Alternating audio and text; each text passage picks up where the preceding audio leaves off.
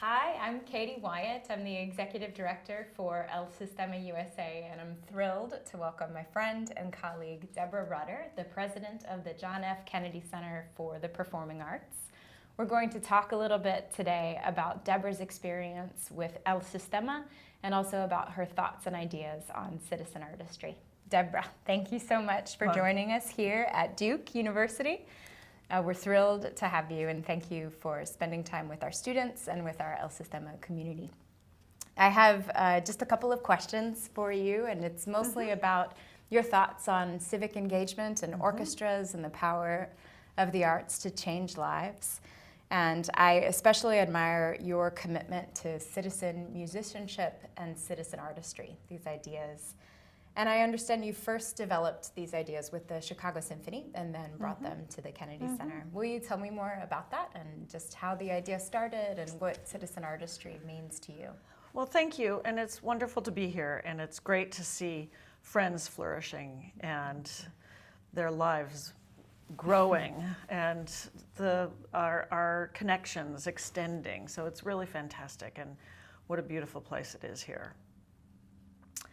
I have been really lucky to be working in the arts for a long, long time. Starting out at a time when the arts were just at that moment being taken out of the school day. And so not having the central role in our civic life to the same degree. And so I've been a part of the mass of leaders in our field really thinking hard about the role of music, orchestras, and the arts in our society, in our day-to-day life. And as with artists and arts administrators, we have conversations over years and years. You pick up a conversation from a post-concert dinner or a lunch on tour or something, and it takes place over a long period of time. And one of the people that I have stayed closest to throughout my career has been Yo-Yo Ma. We knew each other when we were in our 20s and just starting out working and sort of stretching our muscles, seeing how we fit into the world. But it's a friendship that is a long time in making, and as a result, an old friendship, deep conversations about what it means to do what we do. And that conversation takes place with a lot of different artists over a period of time. But as I have had different opportunities in different orchestras in different cities, it really has become a conversation about the larger role an orchestra plays within their local community, and for some orchestras beyond just their local community. And I have a strong belief that for me, and then as I have been as a leader of an orchestra, that orchestras really have the opportunity to play a more central role in a community. We don't just do concerts on Thursdays at 8 o'clock. We do so many different things, and then the members of our orchestra do so many more beyond that. So that we really have to recalibrate the role of an orchestra to being a part of the leadership of a community. And as you think about civic leadership and citizenry, it means that you give back to make your community a better one, and you give back through that which you have as your superpower or your special talent or your resources. And in the case of orchestras, that's the music, that's the institution, it's the talent of the individual musicians. And so it's really been about that long-term conversation about how orchestras have a role in their community, whether it's education programs or serving for ceremonial occasions or over a period of time, understanding that in fact music is critical to the health and well-being of us as individuals and in communities, and then how do you give back? And so thus, over a long period of time, born the concept of citizen musicians, and we launched it in Chicago when Yo-Yo was our creative consultant, and sort of officially said, here's what we're going to call it, and this is what it means, and we've been talking about it a long time and really living it for a long time. Started in Chicago, but in fact most orchestras, most musicians are doing this work as a part of their DNA. And so some of the barriers in the very beginning were just sort of, why did you have to put a label to this? Why did you have to talk about what we're doing? We just do it because that's who we are. But I think for individuals who are, and for companies and even government elected officials to understand this role of doing something beyond just the concert, it helps to have a definition and a label of some sort. And so I really believe that this is absolutely at the core of who classical musicians, all artists, and certainly orchestras are as well. Yeah. Those ideas really resonate with me also in the idea of El Sistema, in Maestro Abreu's original thought about how music can change society. And of course, in Venezuela, his thought was that he could change the face of poverty and really change the way that indigenous Venezuelans were thought of and conceived of. When El Sistema began, there was such a huge divide between the elite, which was very much a European class, and then people who were from Venezuela. And one of his dreams was to see all kids realize their capacity and talent and potential through music.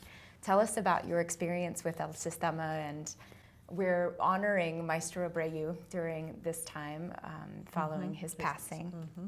And if you have any personal stories about him or about your thoughts in Venezuela or about El Sistema, or even, of course, about Gustavo Dudamel, we'd love to hear them. So it was almost exactly at the same time that I started having these more intense conversations about these ideas and how we might structure it and talk about it, that I started hearing about this. And I was probably amongst, the later wave, but before it became something that was so well known really around the world, I started hearing about these talented young musicians and this new way of thinking about music from Venezuela and learning about El Sistema.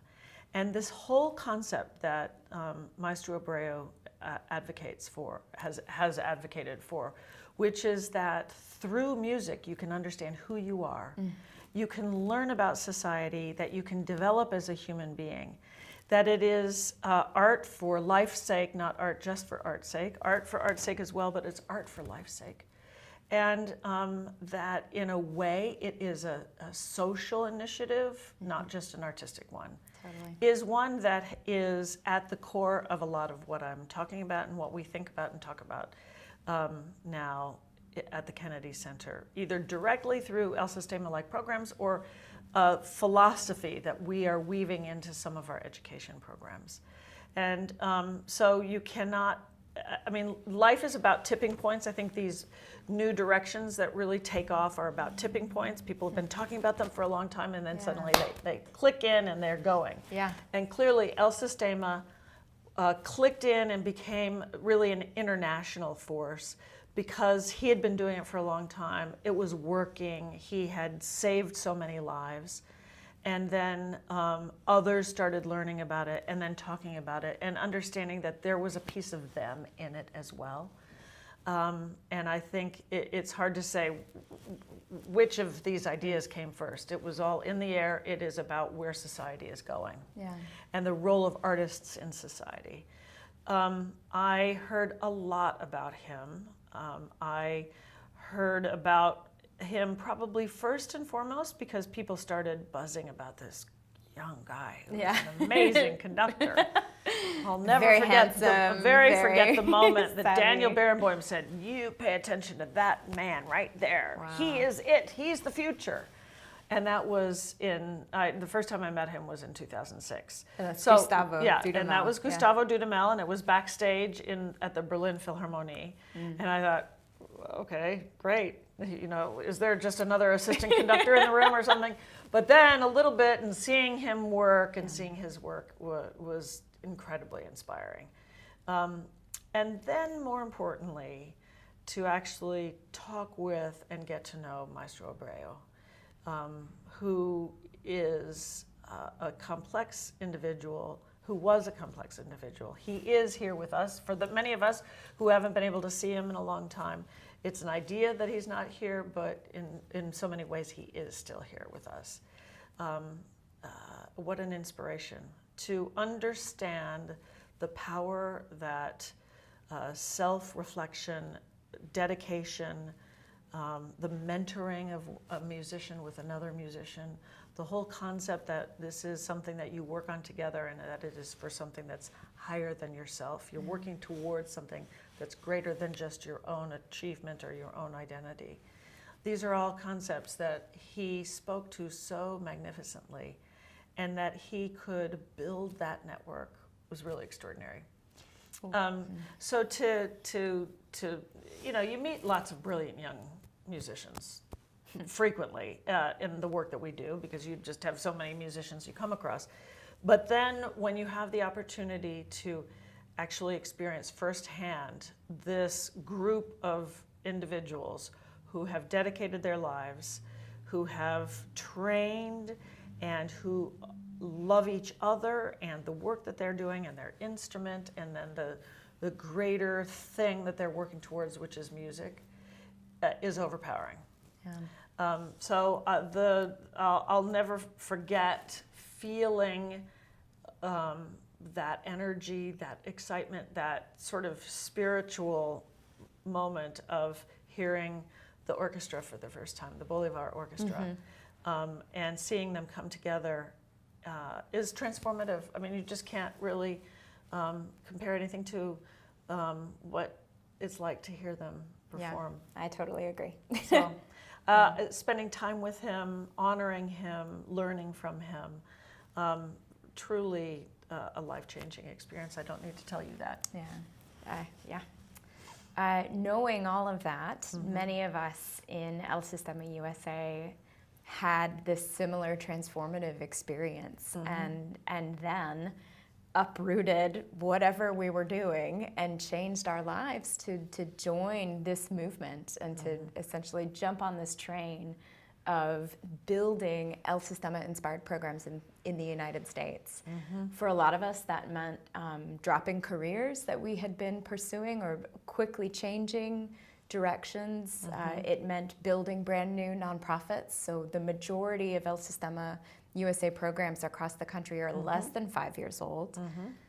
So it's a lot of leaps. It's a lot of adventure and leaps, and it is inspiring. I'll also share, as a program founder myself, and then now as the national director, listening to what people are struggling with, it's hard. It's hard work. And it's hard work in the intensity of it. It's hard work in the contribution of yourself. It is inspiring to know that one can give oneself wholly to something that is larger than themselves, but that's also exhausting sometimes. And I wonder what advice you have for a lot of young entrepreneurs, young arts entrepreneurs in these El Sistema programs, or career changers, people who have started down this path that they believe strongly in and are taking on are shouldering new responsibilities and taking on a new path in their work. Well, a few thoughts around this. I love talking to people who are either in the arts world or thinking about being in the arts world, and giving sort of the perspective of having been now in it for a long time.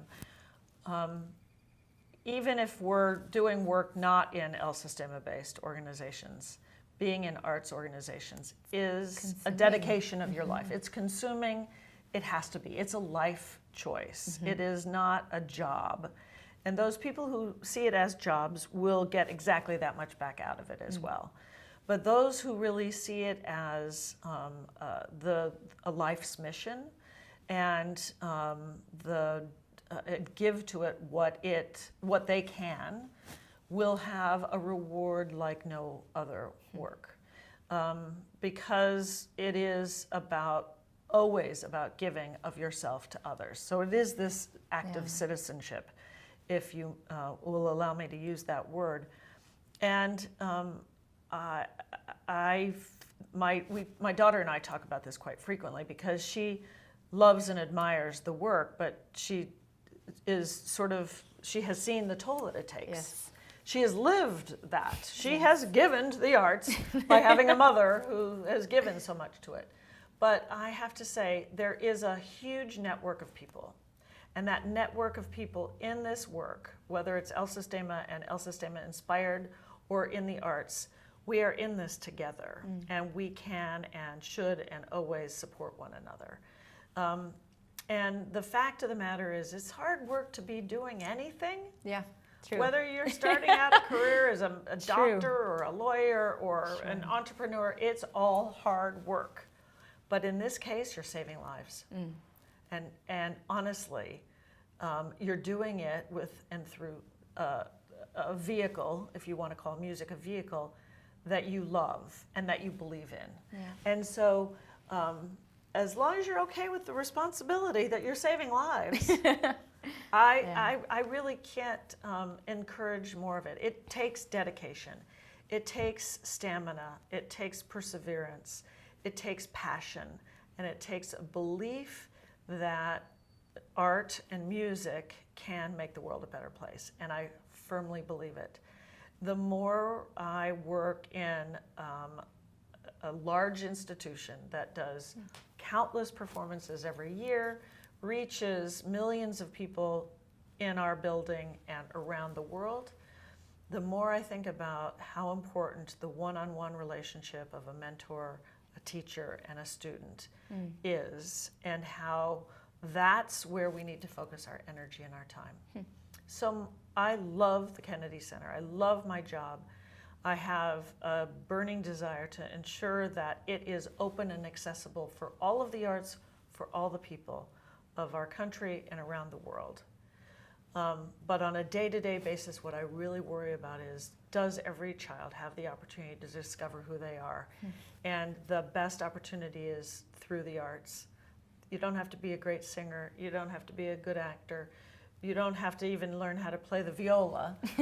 But if you have the opportunity to express yourself and be a part of something that's bigger than just your own thing, that can take you away from the world that you inhabit for just a moment and learn to work towards something bigger, then we have a better, healthier, smarter, safer world to live in. And so, you don't have to step forward and save the world, but it's a great calling. Yeah.